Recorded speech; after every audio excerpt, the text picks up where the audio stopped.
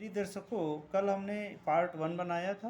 उसमें कन्या राशि तक के निवास स्थान बता दिए थे। आज की है आगे की सीरीज, 7वां नंबर है। तुला राशि इसको कहते हैं। तुला का मतलब होता है तराजू, व्यापार, तौलना। ठीक है। तराजू हमारे प्राचीन काल में हमारा ये वैश्य के घर में रहता था। बनिया, वैश्य का मतलब बनिया। बनिया का मतलब कोई जाति नहीं है। यहाँ पे जो काम व्यापार का करेगा उसकी बात है, तौलने के लिए इसको तो कहा गया। तुला राशि वैश्य के घर के में रहती है। आगे की राशि है वृश्चिक। वृश्चिक राशि, वृश्चिक का जो राशि है ये छिद्र में रहती है, बिल में रहती है। कहाँ? छिद्र। इसका बिल देखिए बड़ा होता है, वो जिसमें सर्प रहता है या चूहा रहता है वो बड़ा होता है, और छिद्र छोटे छोटे होते हैं, ऐसे सीप के नुमा बने होते हैं, छोटे छोटे छिद्र होते हैं, इसलिए ये छिद्र में रहती है। इसमें जल भी होता है, ठीक। इसमें वायु होती है। इसके स्वामी मंगल होते हैं। ये सम राशि है, ये विषम राशि है। अगली राशि है धनु। धनु के स्वामी गुरु होते हैं। कौन होते हैं? गुरु। ये अग्नि तत्व की राशि है। अग्नि तत्व पूर्व दिशा के स्वामी है। ये क्षत्रिय वर्ण है इसका। निवास स्थान इसका जनाधीश, राजा का आधिकारिक स्थान। जनाधीश का मतलब जनाधीश, जहाँ सभाएं लगती हूँ, मंदिर के आसपास की सभाएं, या न्याय की सभा, न्याय का स्थान, सरपंच का स्थान, ठीक, जहाँ पे सरपंच होते हैं। पंचायत घर भी कह सकते हैं। पंचायत घर यानी कि जहाँ पे सभाएं लगी हैं, ठीक, और वो सभा किसी न्यायप्रियता की बात कर रहे हैं, उसे हम धनु कहते हैं। मकर, मकर का स्वामी मंगल शनि होता है। सम राशि होती है। दक्षिण दिशा की स्वामी होती है। इसको शूद्र वर्ण माना जाता है। काल पुरुष की कुंडली में दशम भाव होता है, जिसको कर्म भाव कहते हैं। इसका निवास स्थान देखा जाता है तो जल पूर्ण जंगल होता है। क्या होता है? जल पूर्ण एवं जंगल। जल से भरे तालाब भी होते हैं इसमें, क्योंकि मकर को मगर बोला जाता है। क्या बोला जाता है? मगर। मगरमच्छ होता है। तो मगर कहाँ रहता है? कब? पूर्णतः जल में उसका वास्तविक निवास होता है, लेकिन पृथ्वी पर भी वो रहता है।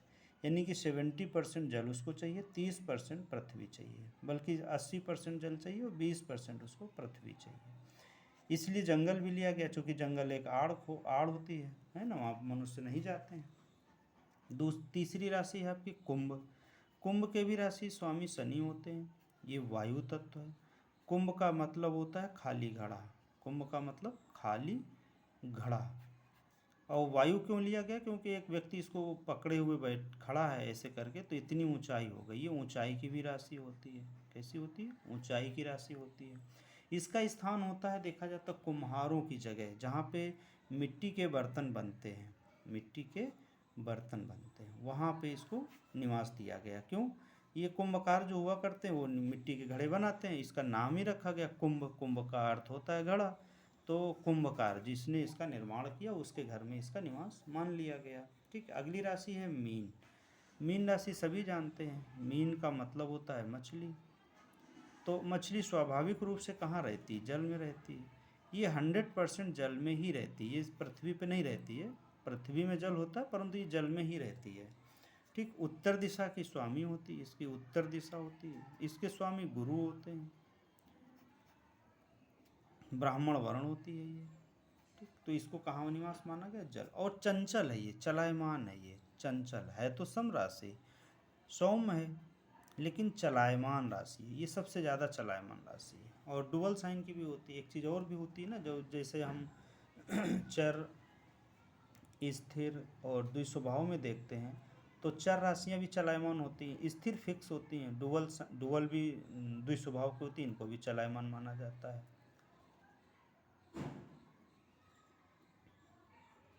तो ये तीनों बुध और गुरु, बुध और गुरु की राशियाँ डुअल माइंड मानी जाती हैं। और ये जो हैं मंगल, शुक्र, सूर्य और शनि, ये स्थिर हैं। स्थिर का अर्थ क्या है? फिक्स। फिक्स मतलब अब आपने अगर कोई प्रश्न किया, सपोज सफ़र करना, यात्रा करना है, तो अगर फिक्स राशि में आपका लगन उदय हुआ, प्रश्न काल का आपका फिक्स राशि, तो आप स्थिर हैं, जहाँ हैं वहीं स्थिर हैं। अगर प्रश्न लग्न उठा आपका डुअल साइन का, तो डुअल का मतलब हुआ कि आप दुविधा में हैं। डुअल मतलब दुविधा, ठीक है। और चर का मतलब चलायमान, यानी कि आप चल दे रहे हैं, ये गति में है, इसको क्या जाता है, गति में। तो मेष राशि के जातक भी हमेशा गति में रहते हैं, और जो फिक्स राशि के साइन होती है, इनके जातक हमेशा स्थिर स्वभाव के, स्थिर व्यवहार के, स्थिर कार्यक्रम के होते हैं। और डुअल साइन के हमेशा कंफ्यूज रहते हैं। कैसे रहते हैं, कंफ्यूज रहते हैं, इनकी स्वभाव में कंफ्यूजन बहुत अधिक होता है, ठीक है। इसलिए जब जल्दी ये सफल भी नहीं हो पाते, क्योंकि कंफ्यूज हैं, ये करूँ कि ये करूँ, ये करूँ, व्हाट टू डू वाली कंडीशन है इनके सामने, ठीक है। आज हमारा ये चैप्टर फिनिश होता है। कल से मैं इनकी उच्च नीच राशियाँ बताऊंगा, और अगला जो चैप्टर होगा मेरा विवाह मेलापक होगा। बहुत भ्रांतियाँ हैं उसमें, जहाँ तक मेरे को ज्ञान है, जो समझ है, उसके विषय में बहुत अच्छा बताने की कोशिश करूँगा। आप लोग उसको देखें, समझें, और कोशिश करें मैनुअल मिलाने की। लैपटॉप जो हमारे सॉफ्टवेयर हैं, इनको ना देखें, क्योंकि विवाह एक ऐसा कार्यक्रम है, मनुष्य का जीवन नरक एवं स्वर्ग यहीं दिखाई दे जाता है, ठीक है। इसलिए कुंडली मिलान पे बहुत बेहतर ध्यान देने की कोशिश करें, और मेरे को जो अच्छी समझ है, मैं आपको पुराणोक्त, शास्त्रोक्त जो हमारे पास प्रमाणित ग्रंथ हैं, उनके आधार पर मैं विवाह का मुहूर्त एवं कुंडली मिलान का विषय में बात करेंगे। विवाह मुहूर्त और कुंडली मिलान दोनों के विषय में प्रयास करेंगे, हर संभव जितना अच्छा दे सकते हैं उतना देने का प्रयास करेंगे। देखते रहें, इसको समझते रहें। सभी लोगों का बहुत बहुत आभार।